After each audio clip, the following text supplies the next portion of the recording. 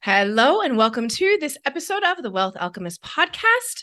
My name is Carrie Norley, the host of the show, and today I am super excited for what is sure to be probably one of the juiciest, deepest, most intimate conversations to come through on the transmission of this show. I have no doubt, because I have a woman here that is the bitch.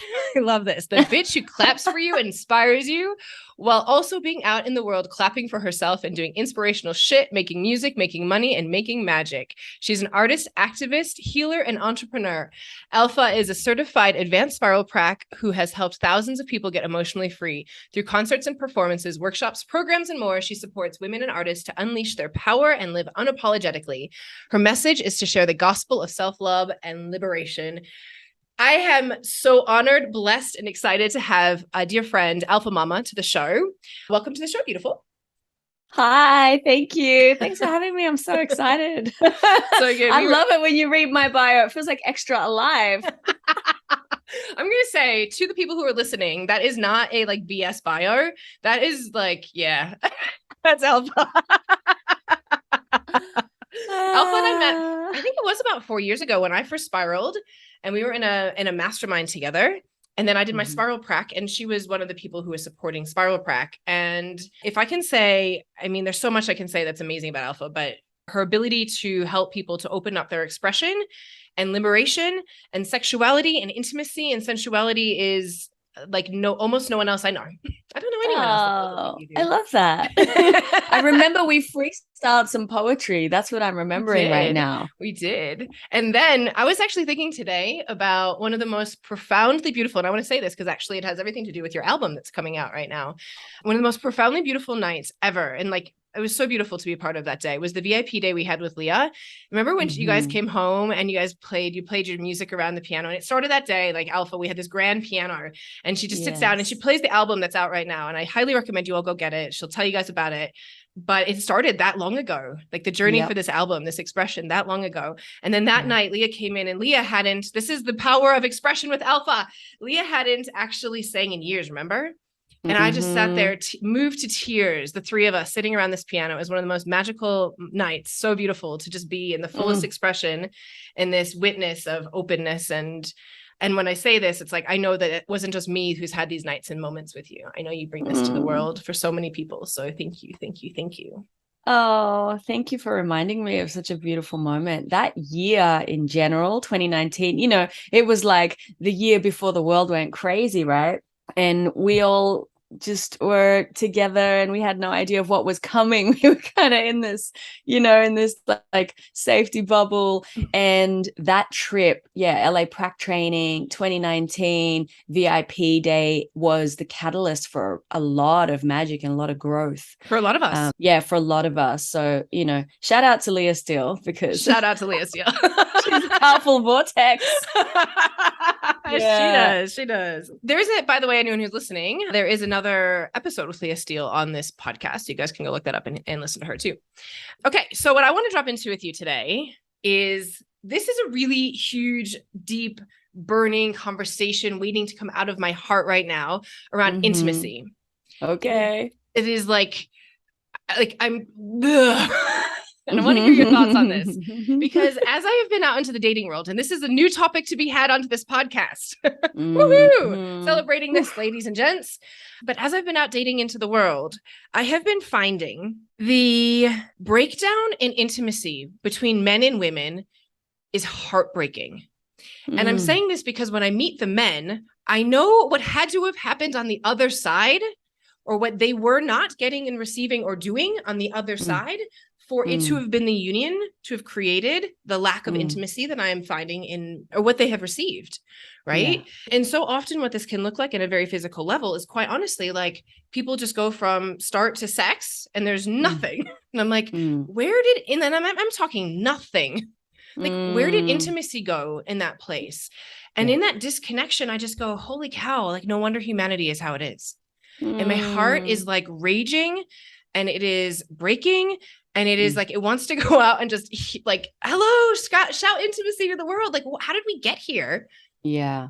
And I can see it all, right? Yeah. But I'm how are we not talking about this stuff? And I know you talk about this stuff. Yeah. It's one of my favorite subjects. I want to throw it to you, and like I want to hear go. I'm like just like I want to hear stuff. Okay, cool. I mean, the first thing that comes to me is we are a society that is severely uninitiated. We don't have initiation rituals for many things, but especially for intimacy and sex. You know, in a lot of different cultures around the world, as people are going through, you know, their initiate, like when they're teenagers, usually that's when it kind of happens, there will be initiations around pleasure, around their bodies. And obviously there are some initiations that are really weird and painful and unnecessary, in my opinion. But in a lot of different cultures, men would be initiated by the crones. You know, it's like they would be educated on what pleasure can feel like, what the possibility is, what the pleasure pathways are that they can go through. And a lot of tribes would initiate the young women by the older men. And I mean, that's like really taboo when we say things like that. It's really taboo, right? But if this is the paradigm, if that's the culture and that's the paradigm, well, then it's not taboo. It's just a thing that happens, right? And so I think one of the worst things that we've done as a society is push sex and intimacy into the shadows and say that it's shameful and say that it's sinful and make it taboo, because then what happens is the desire doesn't go anywhere, right? Eros wants to move, Eros wants to run. And so if it's not allowed to, then it'll come out in really grotesque and gnarly ways.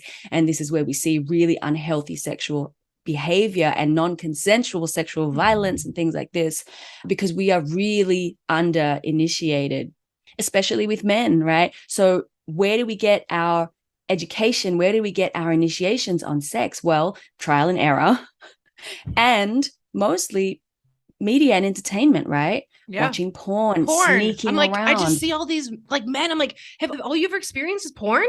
Like it's, you can see that. I mean, honestly, yeah, right? It's true. very night and day.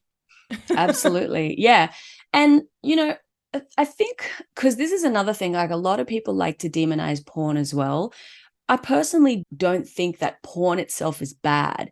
I just think the quality of porn that tends to be consumed, it can be, and I'm not even saying like like do what you want to do, you know, do what you want to do, but it's a reflection of where we're at. When we look at the way we consume anything, when we look at the way we consume media, when we look at the way we consume food, right? Most people are consuming fast food that is lacking in nutrition. And this is a reflection of how we consume music, how we consume porn, right?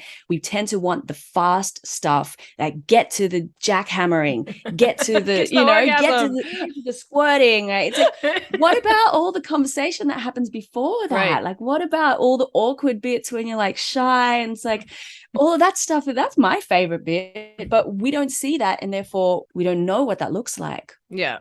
We don't know how to navigate it. So it gets bypassed. And then people, what I'm seeing is like, then people ultimately end up never having their needs met and feeling resentful and pissed off at each other.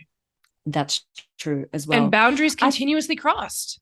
Yeah, that's true too. I don't want to generalize, because you can find examples of women who are like this as well. But men tend to have a lot more, let's say, fight energy, right? Running through their system. They tend to have a lot more ambition. They tend to have a lot more like quick, you know, directness. Like, I mean, that is traits of the masculine. And so I don't think that's wrong, but I think that it can be used, or we can use that, and we can like almost like guide a man to be able to release that energy and express that energy, but not through penetrative sex. So it's like, so for example, just go into some personal stories. So I've had this new offering, unlike us, right? To have it any other way.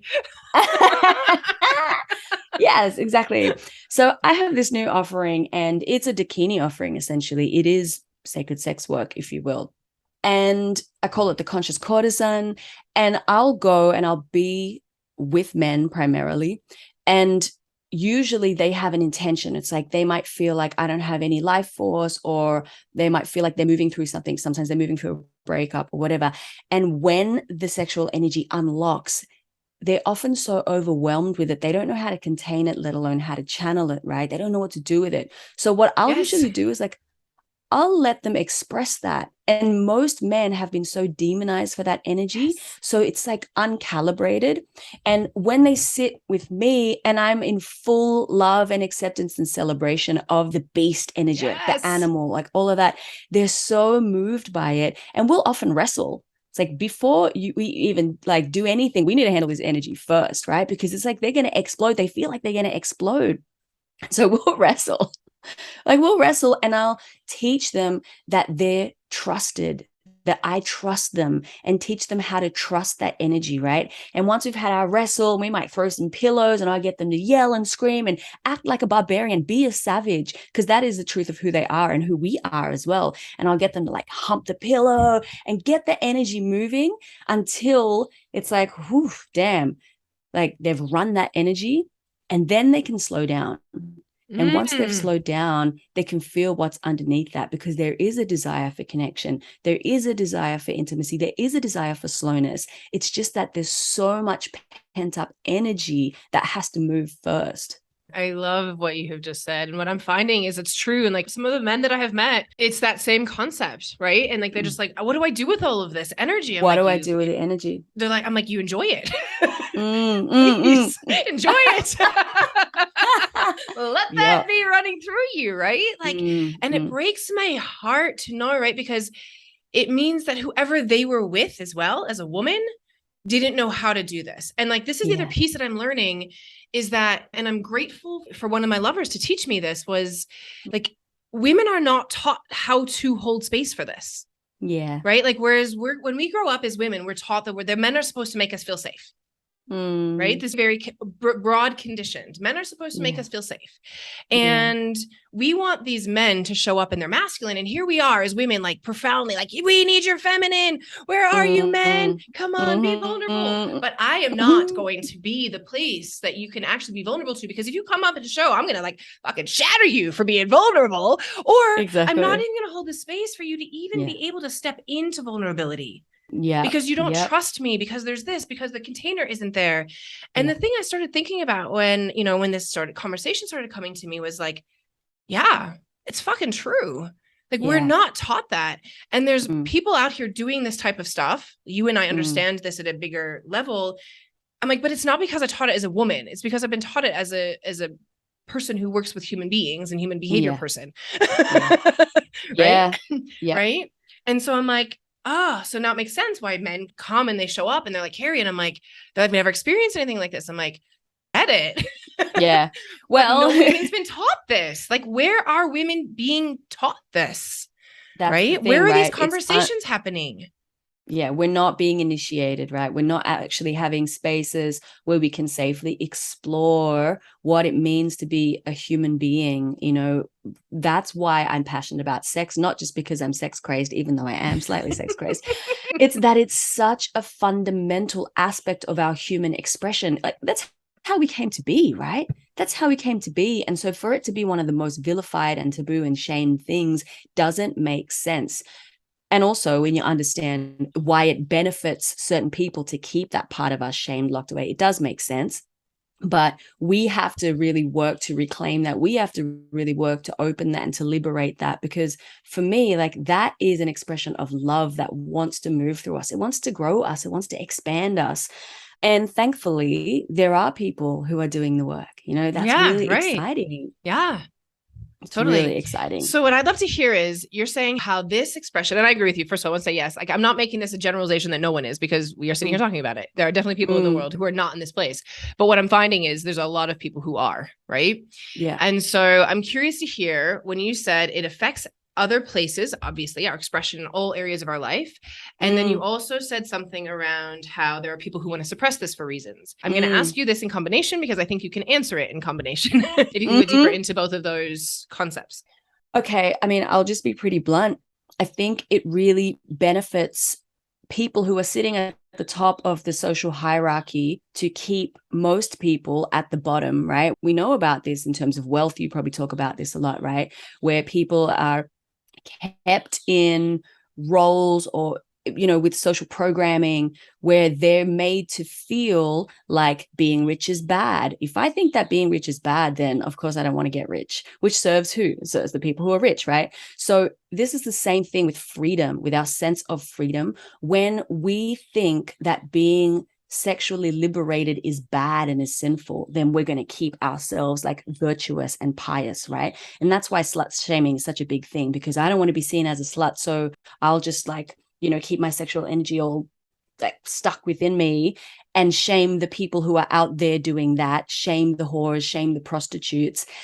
But actually that is us trapping ourselves, right? Keeping ourselves, like they don't even have to keep us in cages.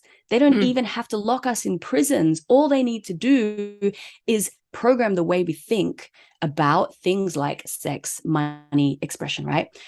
And another way that it plays out is when a woman especially is in her catharsis emotionally, we will label her hysterical. When she's in rage, when she's like in fury, because of the pent up shit that she hasn't been able to process and express, we will immediately label that as she's crazy, she's hysterical, and will lock her away. And that's how society deals with people who are in a trauma response, people who are in catharsis. And there is no, like we're talking about with men, there is no space for them to explore their sexuality in a healthy way. There are no spaces for human beings to fully be in their full human expressive selves. That's why I love shit like ecstatic dance. I'll go to ecstatic dance and I'll just be ugly and beautiful and snot crying and laughing. If I were to do that anywhere else, for sure, you would just call someone and get me locked away, right? Yeah. So these societal ways of trying to control our human expression serves certain people. It serves order, right? It serves the particular order and structure that we have created in this paradigm. And it serves a purpose. And mostly, like, you could say that it's beneficial, because if it was all just fucking chaos, then, that would be crazy. But I think that it's time for an upgrade, a new kind of order, right? A new kind of divine order that governs the chaos of our human expression, that comes from love rather than fear and control. And so that's what I see wants to happen. It's like we want to upgrade to a place where we're living still in harmony, we're living in synergy, we're living in symbiosis with ourselves and with the natural world. But it comes from a place of intelligence, right? It comes from a place of, I'm not suppressing anything. I have mastery over it, right? I have the knowledge of how to work with my chaotic energy, with my Shakti, with my like whatever it is. Yes. And also I trust myself that I'm not just going to be a fucking tornado and kill everyone. I don't know if I really answered your question, but you did. That's what came out. In a really great roundabout way. It's interesting because I wrote a post today that I put up, and it says something along the lines of, I blame men and then I used them. And it's that concept right there, right? That we want to throw our fucking shit. This has been like such a big thing, like, because I have definitely been to fault at this of like, throw my blah here, you take it all. And now you figure it out for me. Right. And you hold this all. Well, I'll just go over here and freak out. But like, now you're supposed to hold me after I've just dumped all this stuff on you. And it's not nice. Right. And this is part of this mastery piece where it's like, yes, we get to lean into this amazing masculine presence. Once we've also looked at ourselves and understood that this crazy, wild Kali Shakti, like this huge energy that we have, all of us, both men and women have, can also be trusted that we can actually contain it while it's actually running crazy. Yes. That is a high level mastery. That's a high level mastery. It's high level. What you're talking about, our tendency to emotionally dump, right? That's what it is. Like, how many times when you're in a relationship do you ask for consent before you just dump the shitty things that's happened in your day, right? We tend to do that. We come home and be like, oh my God, and Sophie said this and blah, blah, blah, and this happened and fuck this bitch. And all of this like spewing this emotion onto someone non-consensually. And we have no idea what they've just gone through, whether they're in a receptive state, whether they have enough, presence to be able to hold space for that. And that's why, especially for women, it serves us on some level, it serves us to not allow men to be vulnerable. It serves us for men to be emotionally shut down, because when men are emotionally shut down, we can dump on them and it won't hurt them as much, right? Ooh, and so that's that big. paradigm, that's what we do, because it's like, I don't want you to feel your feelings, because if you were to feel your feelings, then you would feel how much shit I'm giving you, and that wouldn't be good for me. Ouch. Sucks to say. Ouch. Right? Because imagine if you were doing that and a man said, oh, ow, oh, that really hurt. Ooh. It's like you would have to feel guilt. You would have to take responsibility for what you've been doing, not just that time, but every other time you've done it before. And are we ready to start changing that behavior? And are we ready to start seeing men also as complex and deep human beings? Yes. And this is what I've been really deeply seeing in this dating experience of like, even some of the most, I'm going to say like, okay, I'm going to do it this way. Non-spiritual, like not in our bubble. I'm having fun getting him out of the spiritual bubble. Like totally outside of it. It's the best. It's so fun. I'm like, wow, you know nothing about this. This is kind of, but they're open. It's not like, here's what I've learned. If they're shut down completely, that one's not going to work. But if they don't know, but they're like, I'm curiously open, like, yeah, whatever you do is fine for you. Like, yeah, whatever. Then I'm okay with it, right? We can have some fun with that, right? And what I'm finding is that even in it, like, because I'm saying even in, because I didn't know. It was not a, like, it's not a downplay. It was like, I didn't know. Even in that space outside of it, like how deeply complex and beautiful and how feeling men are. And like when I listen, because what I have started to really do, and I mean, like, because I'm a human behavior person, right?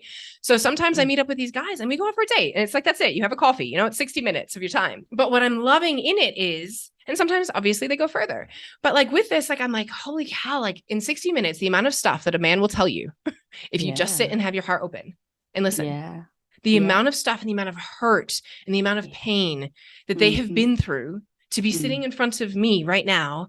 I'm like, man, you guys are pretty right there to say it. From like, from love, sex, money, like it'll all show up in 60 minutes if I just sit there. Just sit there.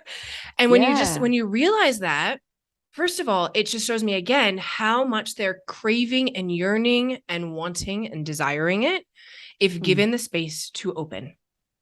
Right.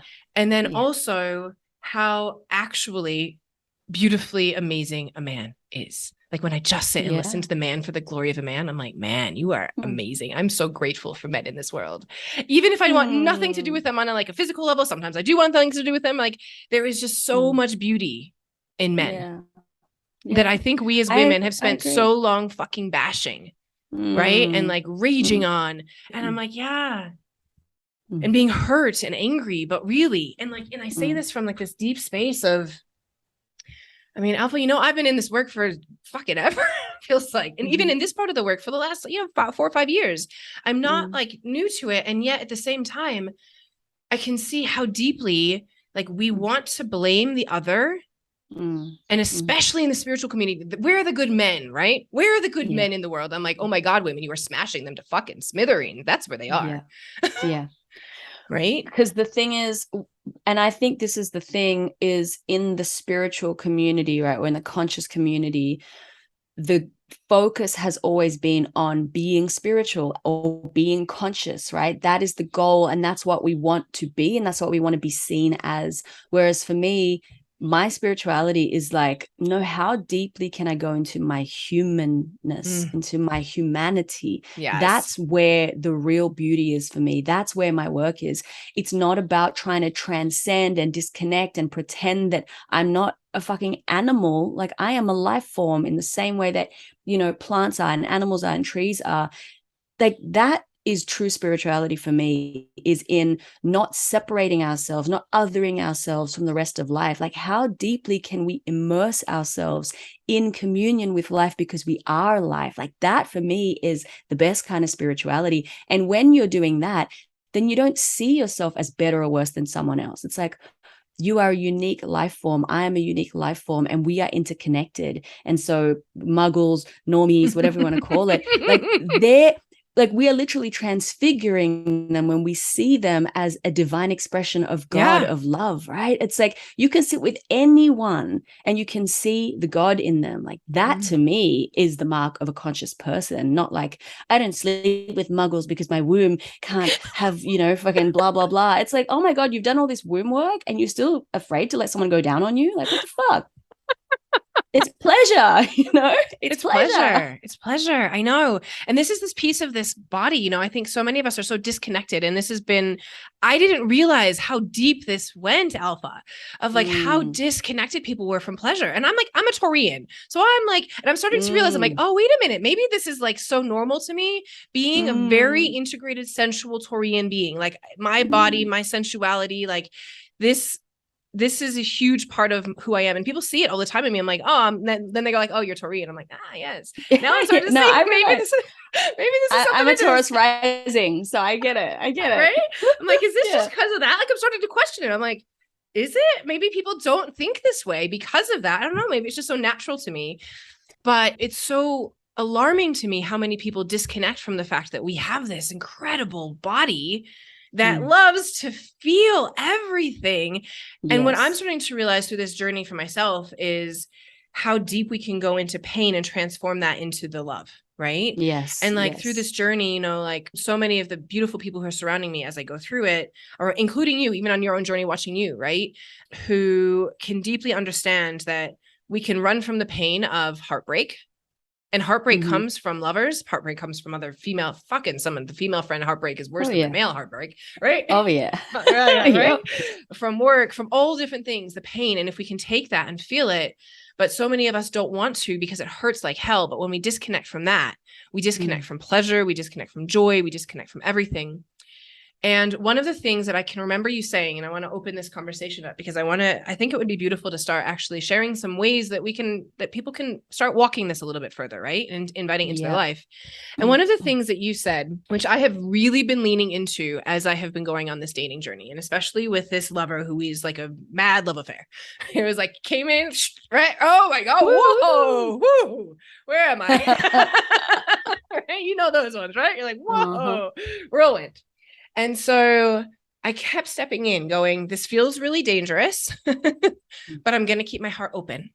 This feels a little bit scary because it's new, right? So much of these things. And I'm saying this from a lover perspective, but this is the same thing no matter how we tackle something that shows up in our lives that we're like, I really want to journey this. And it feels a little bit scary because it's new.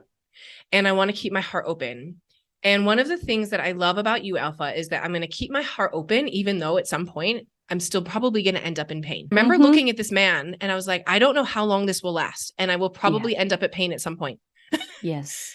But I'm going to say yes right now for today. Yes. This is the key for me. This is like the underlying philosophy of the gloat, which is the greatest lover of all time. That's like my life philosophy. There's a podcast, there's programs, all the things. But it's that people always say, oh, my heart's broken. My philosophy is that the heart doesn't break.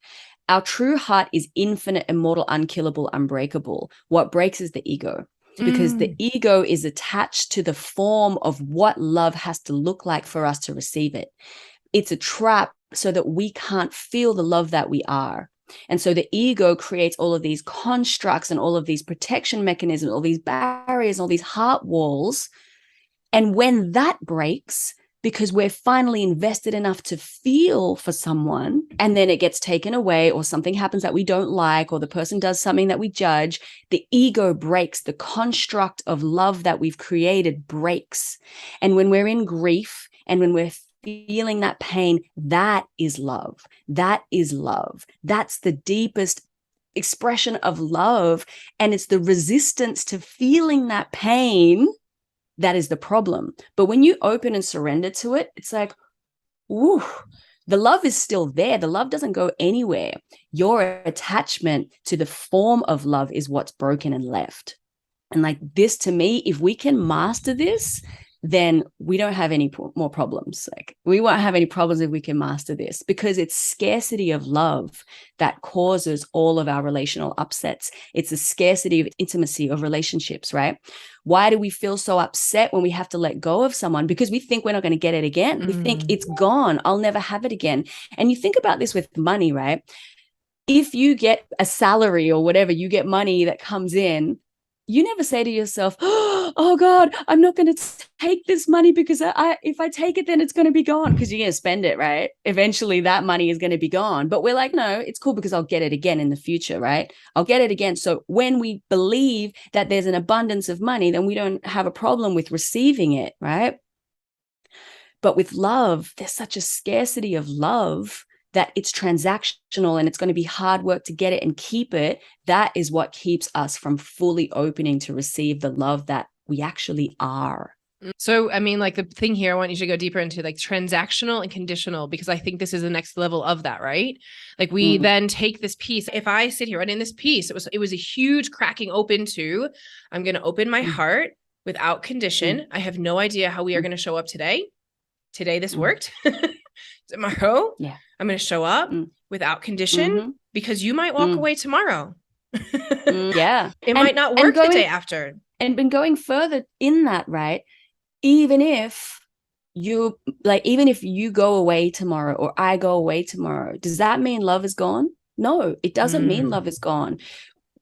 What I'm talking about is moving in relationships to a transpersonal level where this person is a portal of love. Like, yes, they've got an ego and a personality, and they've got parts of their expression that I like and parts that I don't like. And on that level, like human to human, there's compatibility, right? Like, do I want to live with you, or do I just want to fuck you every 3 months? Or do I want to have babies with you, or do I want to start a business with you? That aspect is relational, right? And there's an art to that. It's like, how compatible are we? How great do we communicate? But love doesn't go anywhere. So even if like with you and your husband, like you've broken up, like you've got a history, you know each other, you're going to be in a relationship whether you like it or not. The love is there. It just has changed form. Yes. It's interesting. So what do you think? I'm just sitting here thinking about like, what do you think? Because I think sometimes there's people who, when you release that, I can still feel into like, and this is even talking about lovers prior to, you know, even marriage and stuff.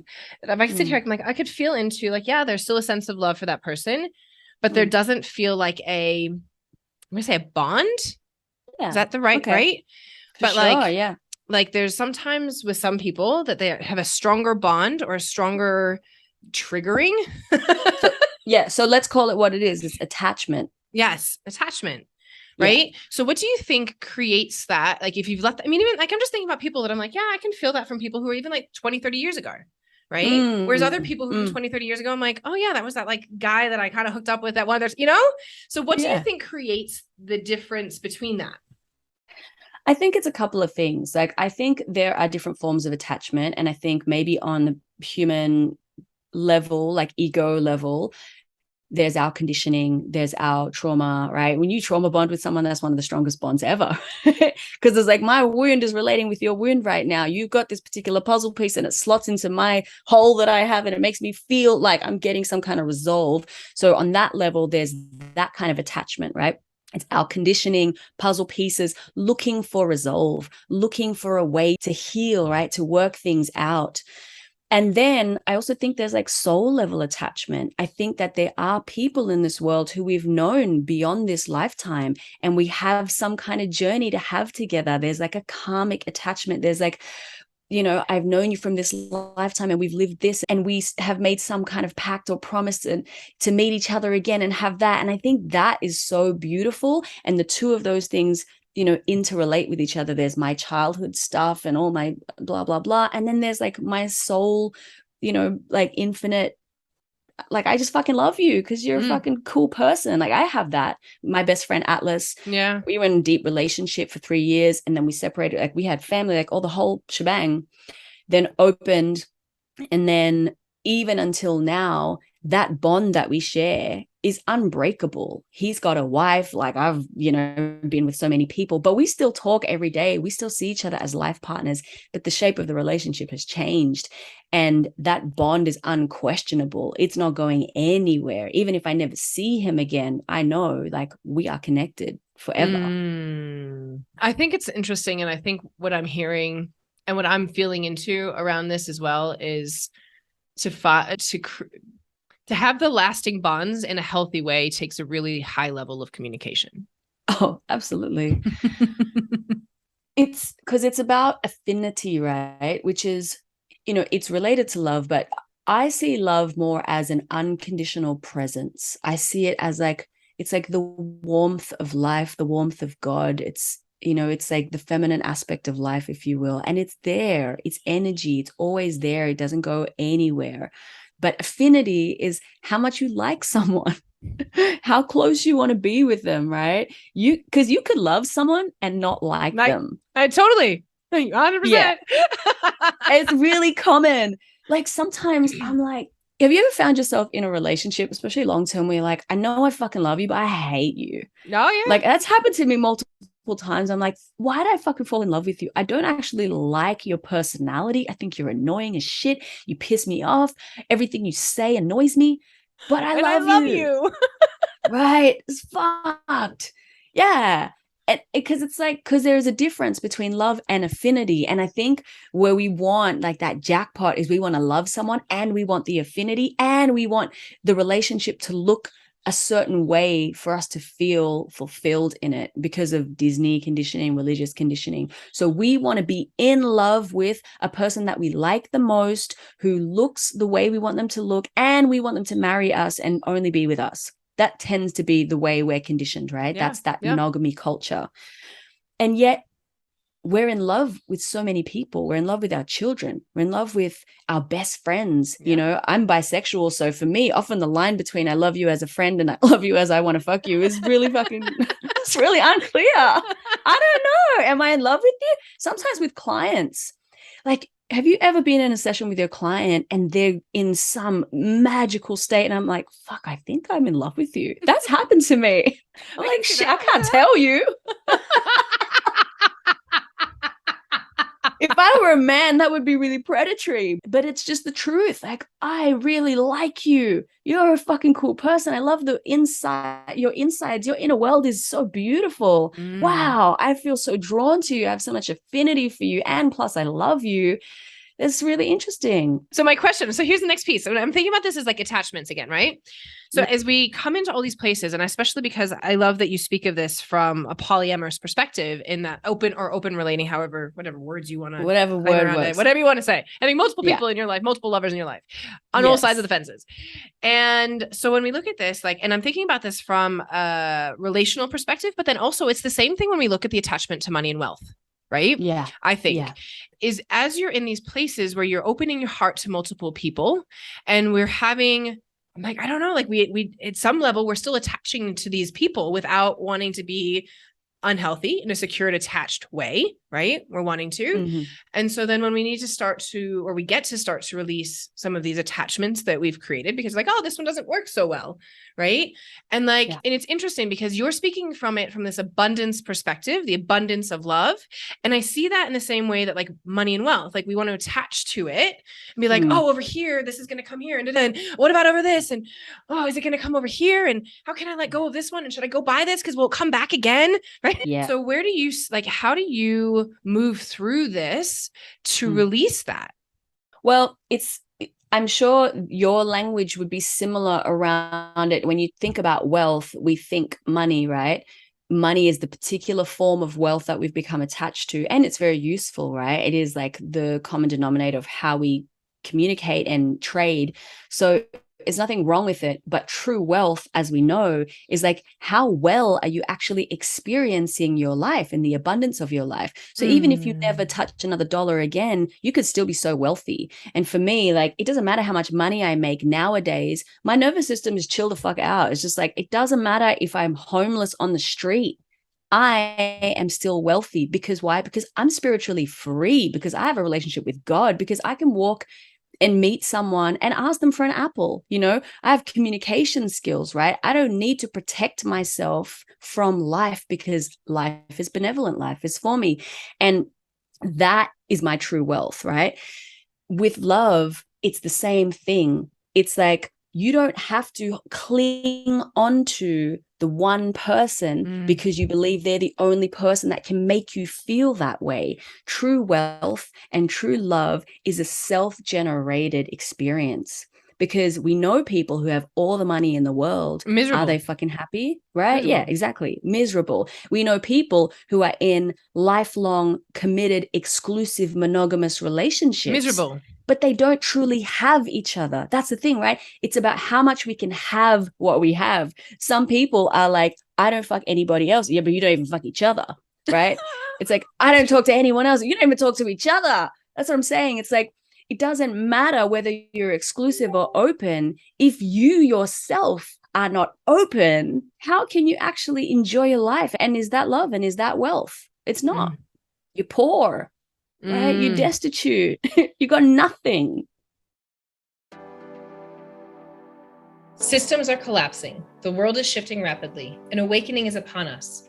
As we move into the new wealth, we get to be masters of our energy and destiny. My international best-selling book, The New Wealth, Magnetize Abundance, Hold Your Wealth, and Leave a Legacy, has helped people around the world to do just that, and to bring in more money within hours of reading the book. It's the kind of book you can't put down and you read again. So people tell me. If you want to grab your copy of the book, please head to Amazon and get your Kindle or paperback version today. Okay. Whew, that was big. So for those that are listening that might feel that way, because it's common, like we're giggling here, but we're giggling because it's common. Like, unfortunately, it's really fucking common. Yes. And I'm sitting here like I'm coming out of a marriage that looked intimacy-less for the last parts of it. It wasn't always, but I get it. Like it's a common thing. And the more people I meet, I'm like, even if not even dating, like women, people who are clients, all these things, like it's common. And so what are ways that I want to say for both sides, women and men, to start to be able to safely, I want to say this from both perspectives, open our hearts to be able to receive for our own love from ourselves and these types of things. But then from that other side, like I'm curious to hear too, what we as women could be doing to start really owning into this place that I was saying before. Like, how can we make men feel more safe? How can we stop projecting our shit onto them and being like, here, you take it and hold me too. Right? Yeah. It's a beautiful question because it is a practice. It is a practice. Yeah. For me, one of the ways that I built the skill set was learning how to bring, the archetypal elements of masculine and feminine into union within myself. And so I had to become responsible for the way that I was coaching myself or reparenting myself. When I was in big emotional overwhelm, how was I speaking to myself? How was I treating myself? Was I forcing myself to just get the fuck over it? Was I like bashing myself? And actually, oftentimes it would be aspecting, right, between the feminine and masculine within me. Like, how do they speak to each other? What is their relationship? I would write letters to and from the masculine as well. Then I like, what is the reply? Until I had successfully reprogrammed my relationship to divine masculine, which for me is representative of my dad's stuff, God stuff, like men's stuff, whatever. I had to repattern that, because if I knew that something was wrong or not ideal, then I also knew what right would be for me, right? And ideal. And I had to internalize that. So my letters would look like, writing a letter to the masculine in me saying, I'm afraid that you're not going to provide for me. I'm afraid that you're going to leave me. I'm afraid this. And then he would write back and say, hey, you know what? There might be times that I fail. There might be times that I can't show up for you the way you want me to, but please believe that I'm trying my best because I love you and I'll never abandon you. Even if I fail, even if I make a mistake, I'm never going to turn my back on you. Like, we're in this together, so I had to tell myself the things I need to hear from the men in my life and give that to me. And now it's just like it's just like I'm in there. So when I have conflict, say with my dad, who's not doing any of the work, I love him, but we have fundamentally different views of life. And when he's in pain and in trigger, and when he sees me as a failure and sees me as shameful and is judging me and all of these things, I could say, oh, you don't love me. I could say that. I have every right to say, you don't love me because you treat me like this, but I don't. I'm at this point where I'm like, thank you for loving me at your capacity. Right. If this is the best that you've got, thank you for doing your best. I know that no matter how you treat me, no matter how you speak to me, you love me. I know you do. And I've taught myself to look for the ways that you do love me rather than focus on the ways that you don't love me. Because that is the essence of unconditional love, which is what I'm about. my conditions and my definitions of love and trying to force you to love me in the way that is not natural for you. Like, how can you do that to someone and say, you don't love me because you don't buy me this? It's like, what if that's not their love language, right? Or you don't love me because you never tell me you love me. What if that's not their love language? And yet, meanwhile, they pay your bills or they do this or whatever it is, right? So we have to be able to see where the love is in the same way we got to be able to see where the wealth is when we don't have money. Where is the wealth? Where is the opportunity? Where is the abundance? Because it's always there. We just got to tap into it. Yes. This asks me to dig a little bit deeper into, and I would love for you to speak to, the masculine, feminine, and what does it look like? I'm going to throw this at you because there's different quadrants to this. When we're in the wounded and when we're in the healthy masculine and feminine. So people can have an awareness. Like, so if you, and I'm saying this so that if you're listening to this as a man or a woman, if you find yourself in the wounded place, what you're wanting to do is move into what is the more healthy place. And this is the part of like that we grow ourselves up. We talk to ourselves. We look at this as like those parts of ourselves that we're like, how can I treat you a little bit better to move into this space? Oh, that's a cool question. I want to start first by, it might be a bit of tangent because I tend to do that, but I think it's important because we talk a lot about masculine and feminine in our community. And I really want to make the distinction here, or rather like give some context to what I mean. On an energetic principle, we're just talking about polarity, right? Yes. We're just talking about opposites. That's it. But when I say masculine and feminine, what I'm talking about is archetypal masculine and feminine. And the archetypes of masculine and feminine, everybody, regardless of your gender, regardless of your sex, we all have archetypal imprints of masculine and feminine because we live in a society where there is a polarity between man and woman. That's why we have to do this work, right? You can't just go, I'm non-binary, so therefore I don't have to deal with this shit. It's like, no, you had a parent probably who was a man, you probably had a parent who was a woman, you've got grandmas, you've got aunties. Like in your social upbringing, you had examples of masculine and feminine, and they exist within you whether you like it or not, right? On a psychological level, I'm not talking biology, right? And how you self-identify doesn't even matter. So when I say like the aspecting, I'm not talking yin yang. I'm not talking Shakti Shiva. Like these are different things, even though they're related, but I'm talking archetypal imprints of man and woman, masculine and feminine, right? And how they show up within me. So if you want to start doing your work around harmonizing or bringing integration to the masculine and feminine aspects of your psyche, you got to look at your relationship with your parents. Yeah. You've got to look at, well, what was your parents' relationship like? And how did you observe the men and the women when you were growing up? How were they relating to each other? And then you have to then reflect and see how those behaviors have been showing up in your life and in your relationships. And is that how you would like to show up? Because there's no necessarily wrong or right. It's like, what is immature feminine? Like, there's something that actually grates at me. I'm just fucking go there right now. Do it. So there's so many coaches, right, teaching masculine, feminine polarity stuff. And then they'll make these memes that will say, immature masculine looks like this. Immature feminine looks like this. Wounded feminine does this. Wounded masculine does this. Oh, empowered masculine does blah, blah, blah. Or divine masculine does blah, blah, blah. I'm just like, who said? Isn't it all? Yeah.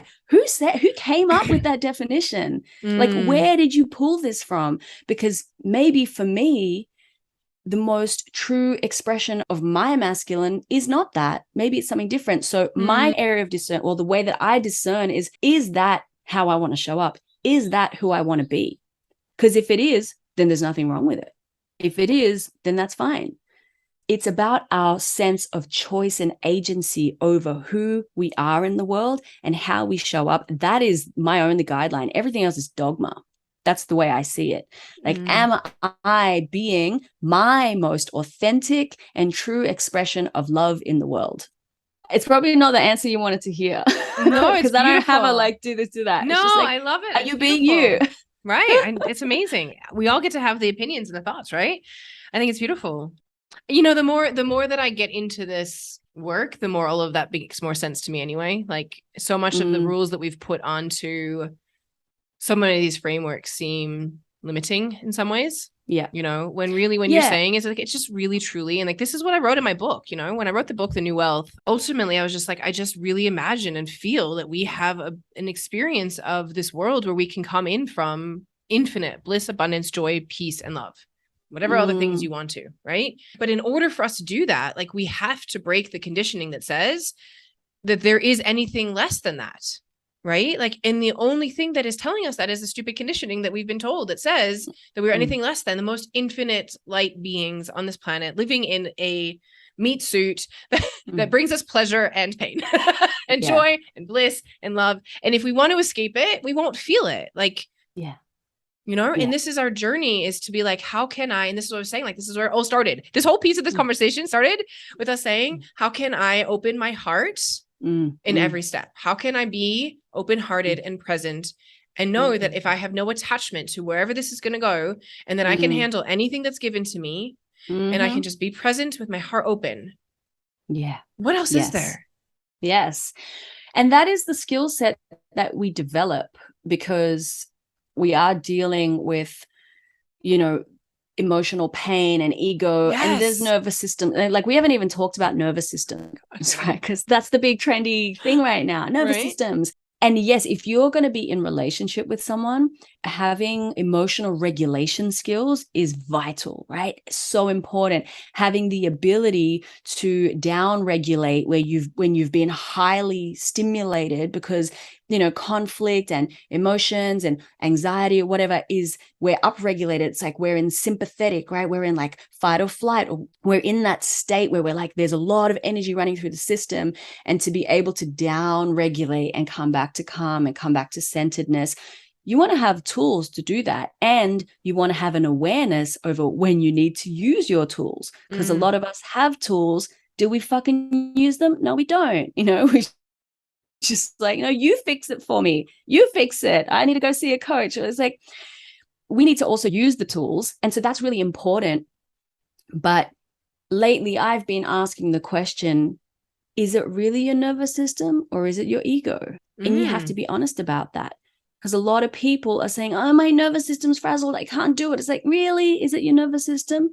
Because there's no actual danger. There's no actual threat to you right now. You might be feeling fear, but is your fear any more important than your desire to grow, than your curiosity? Like, all of the emotions that you can feel are equally as valid. And yet, because of nervous system stuff, we often choose fear instead of expansion. And this is just a question. It's not a judgment. It's a question that I ask myself. If I'm feeling like afraid to move forward, is there any fucking threat to my physical person right now? And if there's not, then chill the fuck out. Is it just my ego feeling threatened right now? And if it is, do you want to choose ego? Do you want to choose love? So simple when we say it this way. Yeah. So you guys, seriously, that is like, I mean, right there, that sentence is pretty much like, you can live your life like that, then you're doing well. You're doing pretty fucking amazing, actually. And it's so easy. People will fight. People will fight me on this. And you know why? Because people will fight for their limitations. Yeah. And this is another thing I'm seeing in this dating, because I'm meeting, again, just I'm meeting so many people, right? Like, there's just so many people to meet, and like of so many different walks of life, right? How and so fun is it? It's so fun. And like, as a human behaviors person, I'm like, bring it on. Like, I'm just like absorbing, and I'm like fascinated. And I'm fascinated at the limitations too. And I'm like, wow. And because especially like you and I, right? You meet somebody and you tell somebody what the kind of work you do. And for some reason, it's like they just blah. Yeah. It's true. Like, they're like, oh, and then when I was 5, my dog died. Yeah, it all comes out. Blah. And I'm like, and there's been times like I just keep my mouth quiet because I'm not there to work. I'm there for a day. But I am so fascinated, and like I've even written posts like heartbroken as I have come away from men that I'm like, men, you are such beautiful human beings that have such potential and so much like goodness to bring, and you just want to hide. And I'm like, please, like, go shine, stop limiting yourself. And it happens for men and women. It's not just a man thing. It's just that I'm meeting them. And so it's like, if I could say something here, it's like, I just wish people would stop putting a limit on ourselves before we've even tried. Again, this is even in love, right? Like, people thought I was crazy to walk out of a relationship and start dating. And then when I had this mad, crazy love affair, they were like, Carrie, are you fucking insane? And I'm like, why? Like, we're human to have a human experience, and I'm going to learn and I'm going to grow. And like, why wouldn't I open my heart again? Sure, it's been broken and it's been hurt and it's been whatever, all these things. But like, why would we limit ourselves and say that? I mean, like, I literally sat one day and I was like, which God is going to come here and tell me the right time to go out and have sex with another man? Yeah. You have been blessed with permission. Yeah. That you said the magic word, permission, right? Permission, not just as words, permission, like as a field of energy that is allowing, where you feel safe, where you feel welcome, where you feel celebrated. Because this, I think, is one of the biggest barriers in intimacy in relationships. We vilify people who cheat. I want to talk about this for a minute because I think it's important. And probably, I don't know what the context of your marriage was, but there would have been moments, if you're having an intimacy-less marriage, and I view intimacy as a core human need. Absolutely. How can you, and with the structure that we've set up and the paradigm that we've bought into, how can you meet your core need for intimacy, which is what you need to be well and vibrant and happy, and stay in loving relationship with your partner and honor them? Like, we've set ourselves up for failure. That's why 60% of all relationships will fail. 60% of married people cheat. And that's only the ones who've disclosed, you know what I'm saying? Or the ones that have come out.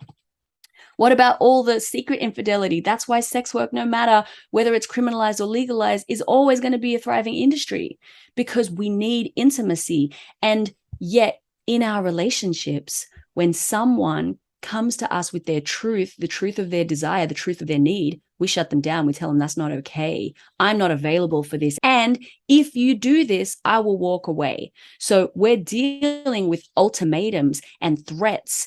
And threats and ultimatums is not a permission field. That is not an environment where a person can grow, right? And so this is like the craziness of toxic monogamy culture. I don't think that everyone has to be open. If you want to be monogamous and be with one person your whole life, more power to you. I think that's fucking beautiful if you can do it and create a relationship where both of you are safe enough to bring your truth, so that you genuinely are in intimacy and you're not there lying and hiding and feeling unmet and unfulfilled. Prioritize your needs, your pleasure, and don't let anyone shame you for having them. If you feel a desire to fuck 100 people, that's your desire. You don't have to go do it, but to be able to actually admit that's what you want, I think is a sense of permission and safety and freedom to go, oh, it would be really fucking fun if I did that. I want like 10 men to run train on me. That's what I want. I don't know what it is you want, but we know Elvis fantasies. No, it's actually not one of my fantasies, but I'm just saying, if someone watching this or listening to this wants that, and yet you're in an exclusive marriage where you're not even having sex anymore, like, it's just, okay, I want to go on a tangent again. I'm sorry, I'm fully hijacking right now, but I'm passionate. Last night, I watched the J-Lo doco on Netflix, right? If anyone's seen it, it's really cool. But then I got fascinated and I went down Wikipedia and I saw she's been married like 5 times, right? She's been married like 5 times. And she's like on full circle, back together with Ben.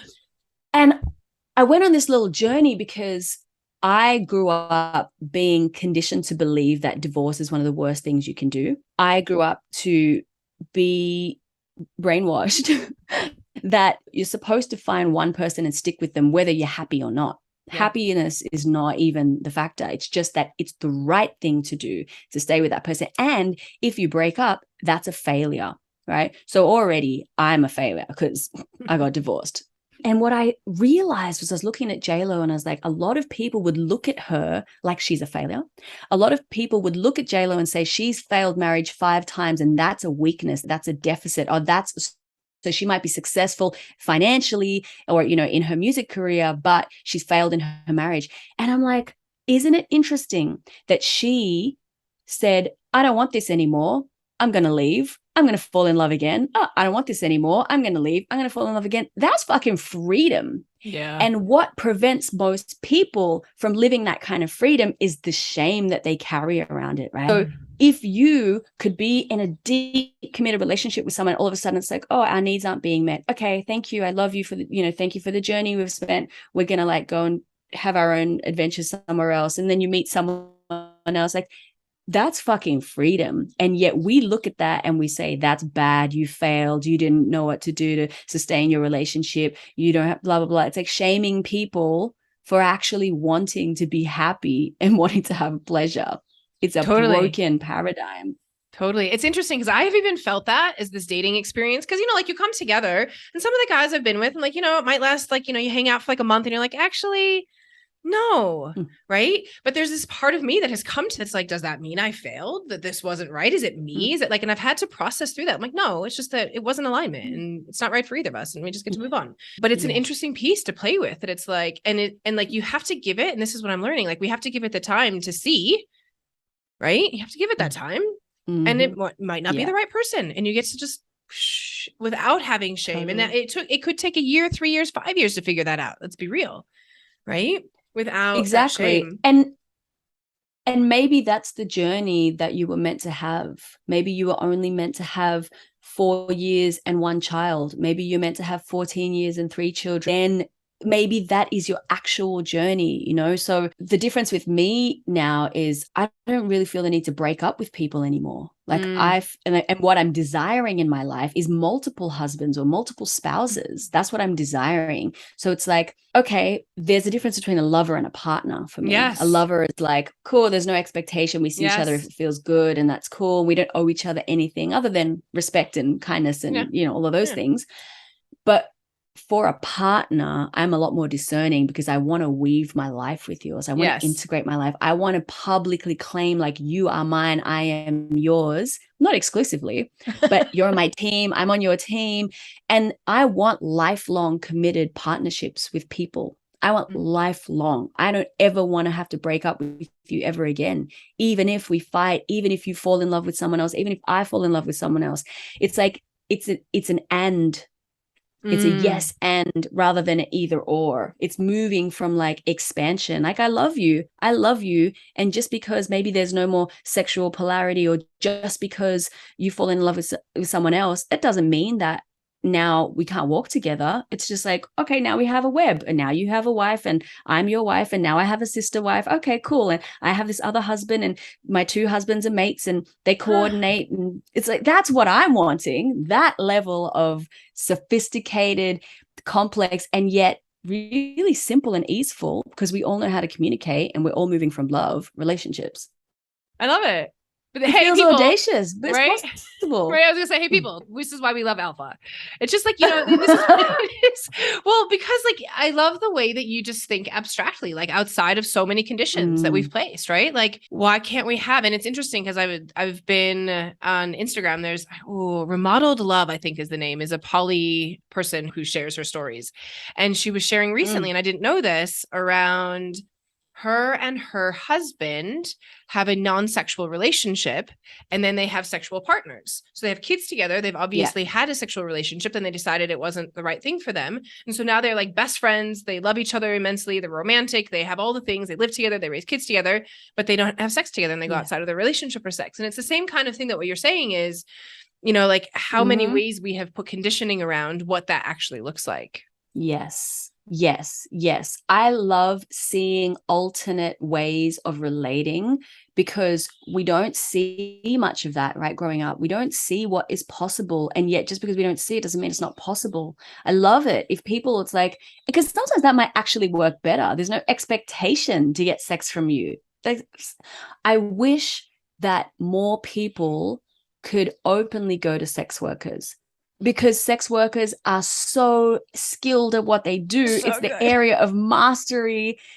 Like, why wouldn't you want your loved ones to go see a sex worker and be looked after and be cherished and be adored and have pleasure, if that's like sending them to a massage? Right. But sex has got this like clause around it. It's like the worst thing that your partner could do is sleep with someone else other than you. And why?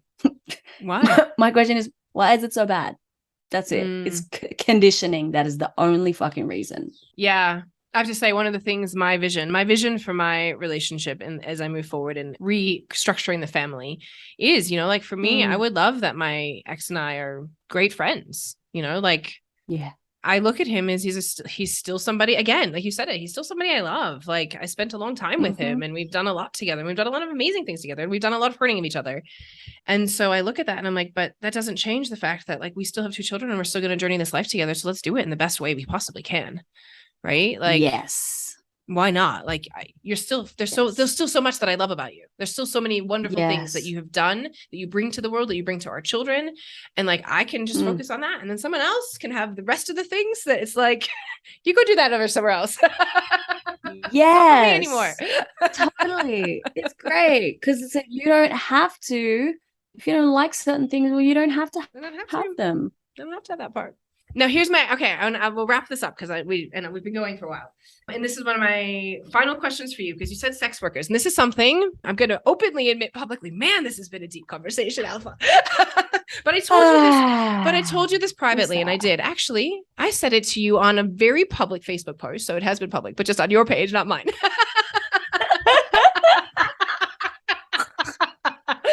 Okay, see, I'm just a permission field. It's okay over there on Alpha's page.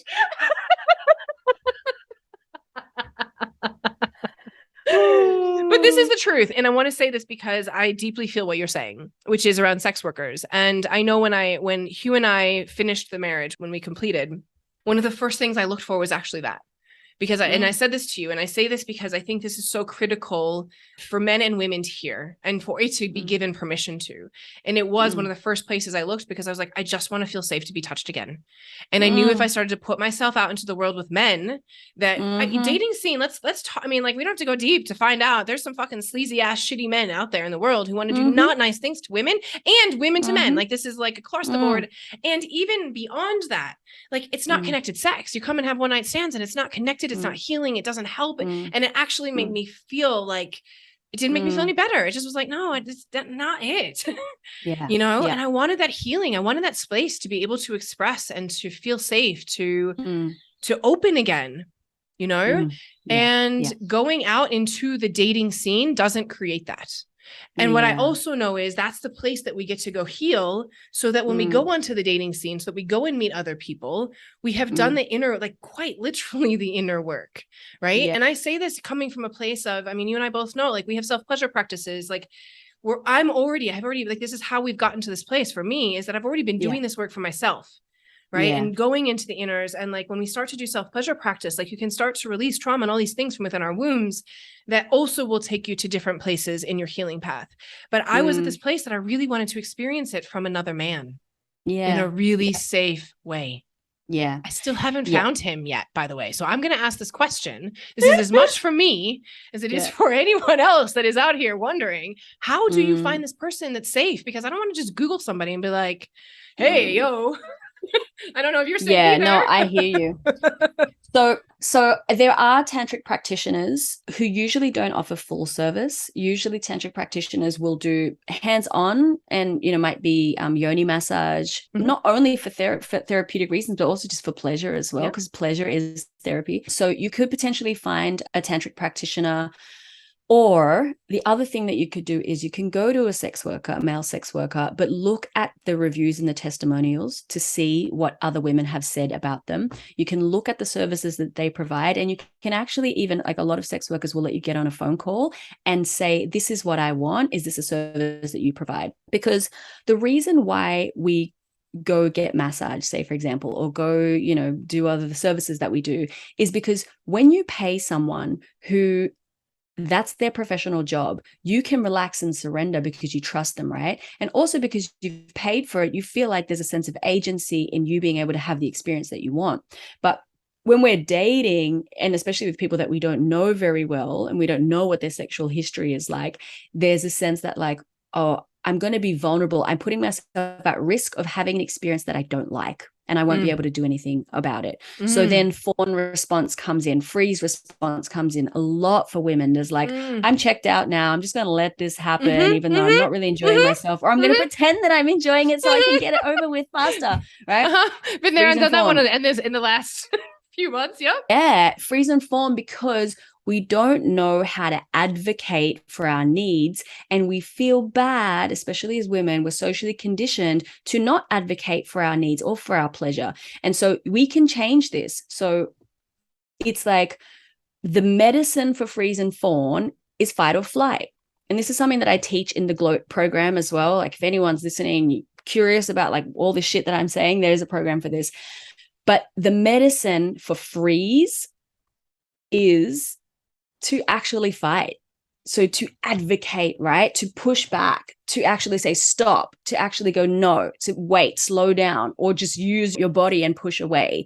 But we don't practice this. We need to practice this. We need to be able to practice this. So if you want to hire a sex worker and pay them to practice these things, you can be like, oh, no, not that. I don't like that. Could you stop doing that? Or advocate. Will you touch me here? Will you suck my breast? Can you please continue sucking this nipple? Can you do this? Can you do that? Will you do that? Right? So it's not telling them, but it's asking and advocating for your needs. And the medicine for freeze is flee or flight. Sorry, not for freeze, for fawn is flight. So if you're fawning and you're like pretending you don't like it, you can leave. You can go, you can get space. You can say, I need to leave the room for a minute, or I need to go get some water. I'm just going to go, right? I need to go to the bathroom real quick. So having the space, automatically you've unlocked all these 4 quadrants, and now you've got agility, you've got like you can advocate for yourself and you can surrender. So this is some of the things that I would encourage people to practice if you're going to go out in the dating world. And even if you're relating intimately with anyone, sex workers, that is their profession, and they want nothing more than to serve you, make sure you have a good time so that you become a repeat customer. So, and it's the same for most human beings. But like I was gonna say, even if you're not paying them, it's the same thing. Like actually vice versa. I want, and like, this is something I've said to men. I'm like, tell me, like, whatever you like. Yeah. Do you like this? Yes. Tell me, show me. I want to please you. And everybody's different.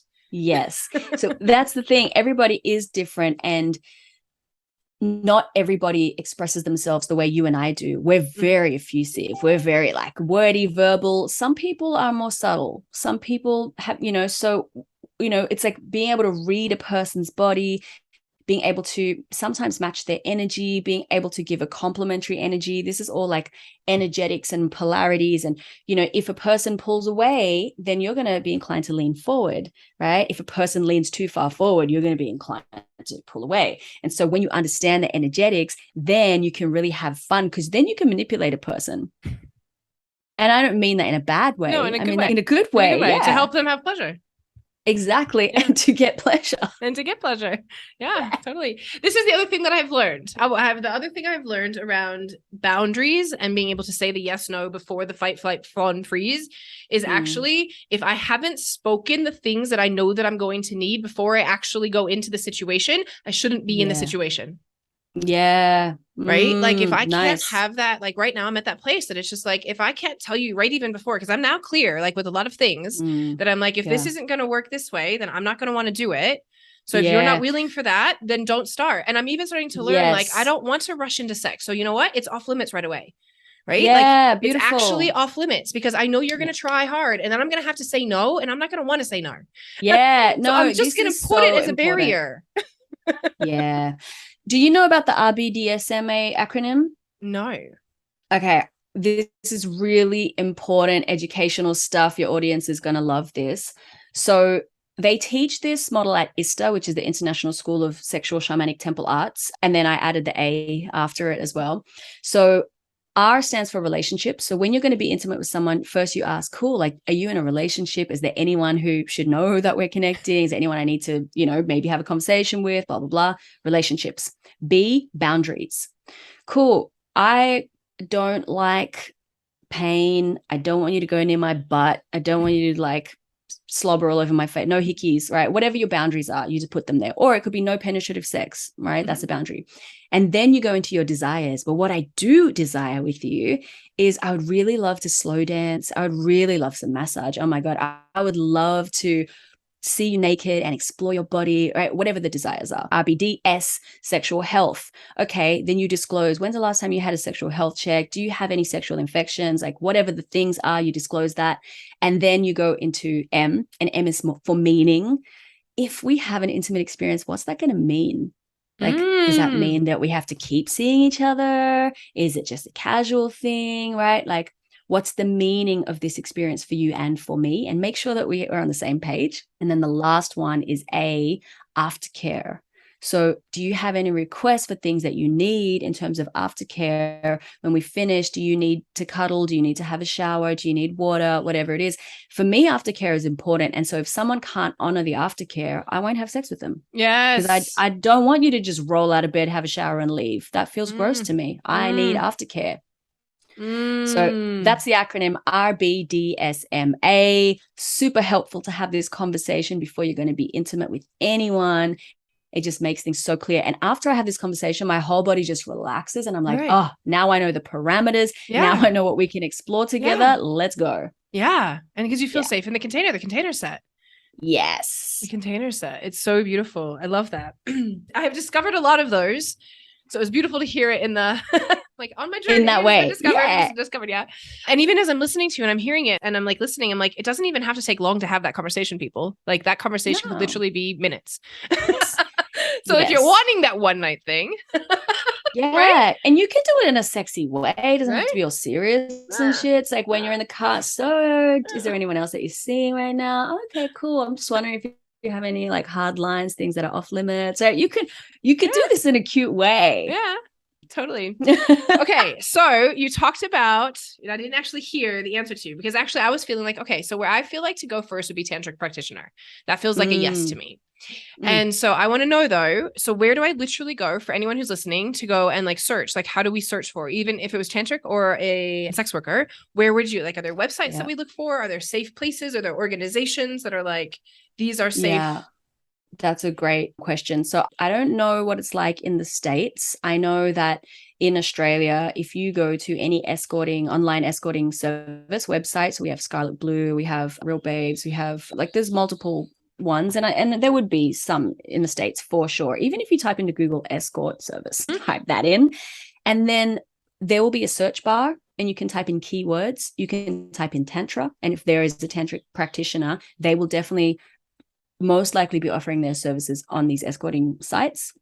Another option that you could go down is that, like, often we have something called Lacanto here, which is like classifieds. So you can have a look there as well.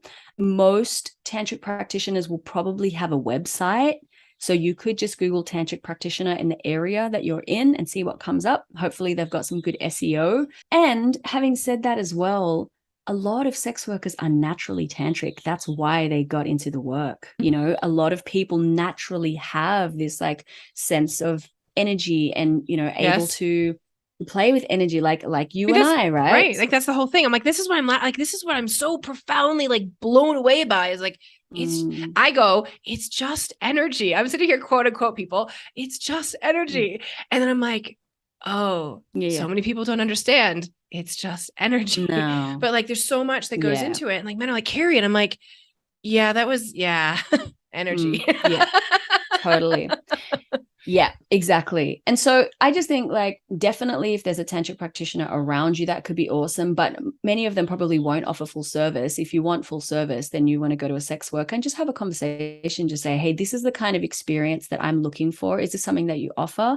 And because you're paying them for a service, you get to really tell them what you want. You can write a whole script for them. Like, this is how much like agency we have. We can literally say, I want you to first like massage me for 20 minutes to this playlist, right? Like you could tell them what you want, or you could say, because then once you've got all the things and I don't want you to do this, then you can chill the fuck out and relax and really surrender and enjoy yourself. Men and women both, people. Men and women both. Yes. You know? Absolutely. All humans, like we get to curate our own experiences. Like even if you're just dating, okay, if you're dating someone and you feel pressure to have sex with them, why not just say, like you said, take it off the table. Be specific. Like just quick story. I was seeing this guy for a bit. I still see him sometimes. The first time he came over, he just wouldn't stop talking. He was just on, and he kept finding every mirror in my house to check himself out. And it was really intense, but he was really hot. And I was like, damn, I don't know if I'm going to be able to have sex with this guy. I really want to, but I don't like him. So I sat him down. I was like, hey, sit down, come sit down, close your eyes, gave him a massage, dropped him in. And then we We had sex. Afterwards, he rated himself. He gave himself a score out of 10. It was hilarious. And then he left. And the next time I was like, I'll give him another go. But I said, hey, I want you to come over. I don't want to talk. Can we just have a silent experience? This is what I want, blah, blah, blah. I don't want to talk. And he was like, yeah, for sure. He came over. He didn't speak a word. I didn't speak a word. We had a really beautiful experience. And now we're really good mates. But I was able to just say the thing that I wanted. And he has a choice. If he didn't feel good about that, then he didn't have to do it. But he's got a choice. But I'm always going to ask for what I want. And I'm always going to say what I don't want. Isn't that an amazing thing in relationships and in life? You know, I mean, it's everything. Yeah.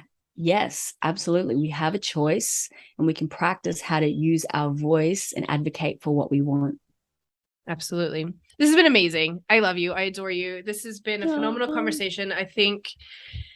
I know for anyone who's listening, this hasn't exactly been a wealth-oriented conversation, except for the fact that it is 100% fucking wealth-oriented conversation. Yes.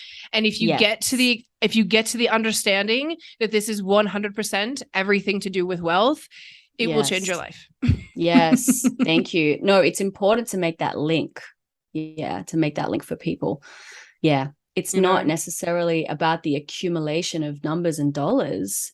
It's about how much are you actually experiencing what you have, right? How much are you actually letting yourself really be in the pleasure of what you have? Like that's the true wealth. True. And plus, when we tap into all of this, we're tapping into our eros, our life force energy. And this is, I mean, for me, this is the most heartbreaking thing when I'm watching this, because I see, again, both sides of this, right? Which is if you're not tapped into that, I'm like, I just feel like, inside thinking about not running my, like how hard and miserable and unpleasurable and like manifestation is so hard without it. Yeah.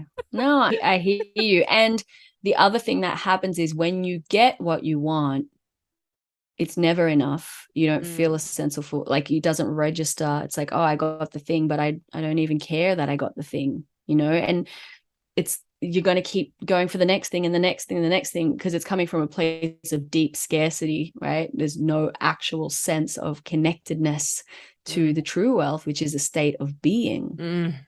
Okay, so do you want to add anything on besides that? Because I think that's actually a really amazing way to end it. My invitation is connect with me. I have a podcast called The Gloat on Spotify. It's like all the places where you get podcasts. I'm on Instagram as Alphamama. I have an album out currently, which is a healing journey. It's an interactive healing journey. It comes with a book. It's a whole situation. It's a whole vibe. It's a whole situation. It's a whole vibe. Come find me, connect with me. And one thing that I do want to say is I've presented a lot of ideas in this podcast that might be challenging to what you believe and where you're at. And that's okay. You don't have to agree with everything that I think or everything that I say. The most important thing that I want people to have from this is a sense of permission to explore the possibilities. Not every possibility that I live is what you want for yourself, right? But knowing what is possible and being able to actually feel what you want, like just those two things, if you only take that, what's possible and what do I actually want, like that will be the gold. Love it. You also didn't mention, I think you have a new school opening. Oh, yeah, I do. So next year, February, we will kick off the School of Mystic Arts. It's for artists of any medium who are here to change the world, inspire the world, for healing, for transformation, and they want to use their art for that purpose. This will be the school of that. We're going to teach some crazy things like synesthesia. We're going to talk about aesthetics, wavelengths, like sound healing, like all the coolest shit. And also because I'm a boss, like it's gonna be fun, it's gonna be really like high level fun, interactive, like it's gonna be cool. So anyway, that is coming out. It's rolling out in the next few weeks. I'm starting to drop little bits of content. There's a mailing list for it. You can sign up for that. So if you're an artist, if you're someone who wants to develop your artistry, if you don't currently identify as an artist, this would also be perfect for you. Whatever it is, just take time to go and find Alpha on the socials because the content that she puts out will rock your world. She's amazing. Go follow her. Let her be a part of the fabric of your life. It will allow you to expand and open your heart. I am 100% sure she has definitely been that part of my life for me. And the true essence of the vulnerability and the willingness to go and be in the fullest expression no matter what.